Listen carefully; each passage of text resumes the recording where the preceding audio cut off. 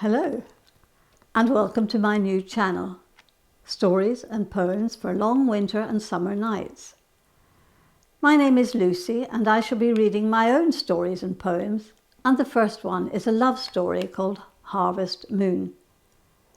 Chapter 3, Maggie's New Year. Maggie checked in the mirror one last time. She was wearing a black cocktail dress which she'd borrowed from her cousin Fiona. Not too bad, she thought. Greg knocked on her door at 7:30 sharp. In his immaculate evening suit, he almost took her breath away. What is it, she thought, about an evening suit that can transform a man instantly into James Bond? He leant forward and kissed her cheek. "You look stunning," he said. The restaurant had an air of opulence.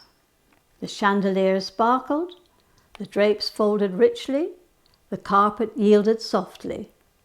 Maggie smiled as she noted the marble columns, the neoclassical statues. The waiters floated back and forth, refilling champagne glasses and bringing fresh plates of food. Greg was charming and attentive and never short of something to say. I understand the EU leaders are giving Cameron a hard time over the proposal to restrict in-work benefits for 4 years. And the Parliamentary Labour Party seems to be unrepresentative of the views of the rank-and-file members. Maggie, who had graduated in history and politics, was in her element. "How come you know so much about our politics?" she asked. "Do I? Maybe just because I read a lot of newspapers." Maggie thought for a moment. "Apart from the fact that you're a factory manager and read a lot of newspapers, I don't know a great deal about you." "What would you like to know?" "Oh, just a bit about you." "Well, my father was a journalist and my mother was the news editor on the local paper. Current affairs were endlessly discussed at home. My brother studied politics and has been involved in it all his life. As an assembly member? For a period, yes, but he's mostly been a political commentator. On TV? Yep. Is he well known? Well, he is in Ontario. What's he called? Rick. Rick Peterson. I'll look out for him. Greg looked uncomfortable. "I'm not asking too many questions." No, it's okay. "So did you study politics too?" "No, law." "But," and she wrinkled her brow, "you're not a lawyer." He rubbed his forehead with the fingers of his right hand. "No, but my legal background is a big help to me." A look of uncertainty spread across her face, but he was moving on. "In fact," he said, "it was at law school that I met my wife. Ex-wife, that is." Maggie shifted in her seat as a feeling of uneasiness invaded her. "Your wife is a lawyer?" "Ex-wife, and she doesn't practice law anymore. She had a career change." "And what does she do now?" "She's a violinist." "Professionally, you mean?" "Yes. She has played with many major orchestras." Maggie's unease increased. Wasn't this the guy who told her to listen to the Eagles, and all the while he had a brilliant violin-playing lawyer for a wife? "What's her name?" Greg hesitated and then said inconsequentially, "Vera Tandy." The tectonic plates shifted, and Maggie stared straight into a large, duplicitous black hole. She said, a little too loudly, emphasizing each syllable, "Your wife is Vera Tandy." "Was," he replied. "I have a CD of her playing the Bruch violin concerto." Greg nodded. "It's kind of her party piece." Maggie's unease was turning to irritation. Greg had patronized her and lied to her. Had he really been married to Vera Tandy? And had she been gullible enough to believe that a factory manager from Toronto could afford all this and seem so at home here? From her CD, she recalled the picture of the beautiful, smiling, talented Vera Tandy, slim, manicured, and not a hair out of place. She looked at her own hands with the nail polish she had inexpertly applied that morning.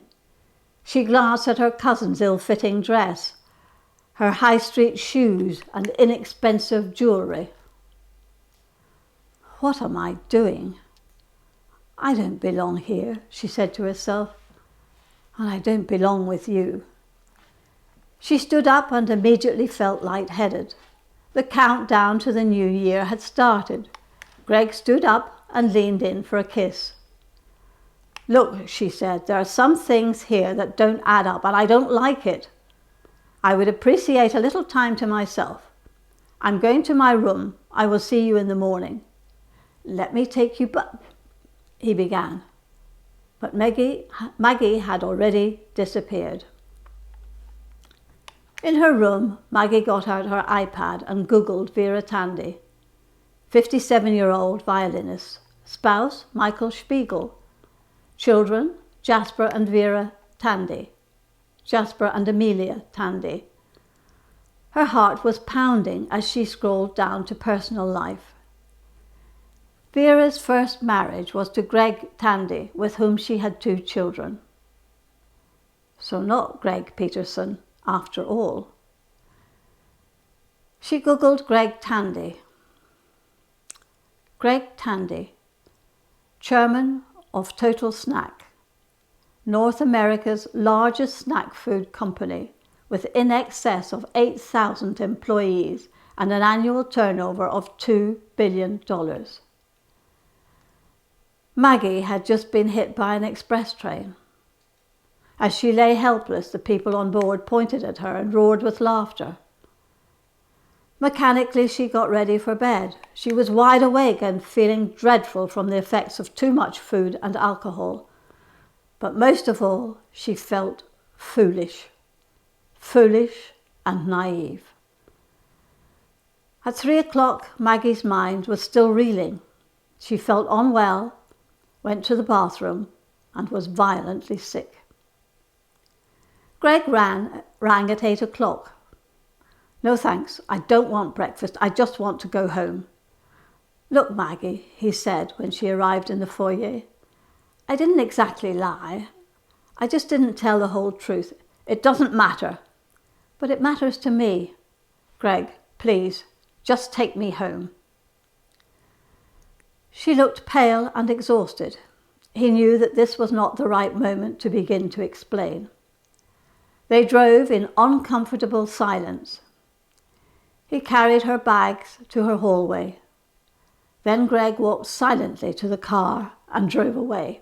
And later that day, she received a bouquet of 12 roses and a message which read, "Whatever I did, whatever I said, I didn't mean it. Greg." Maggie recognized the words of a pop song by the former boy band Take That. Was that the category he put her into? The deep red roses reflected her shame and embarrassment. She took the bouquet into the back garden and threw it into the wheelie bin. Thank you for listening. If you're enjoying the story, don't forget to subscribe and look out for the next chapter. This is all for now. See you soon. Bye.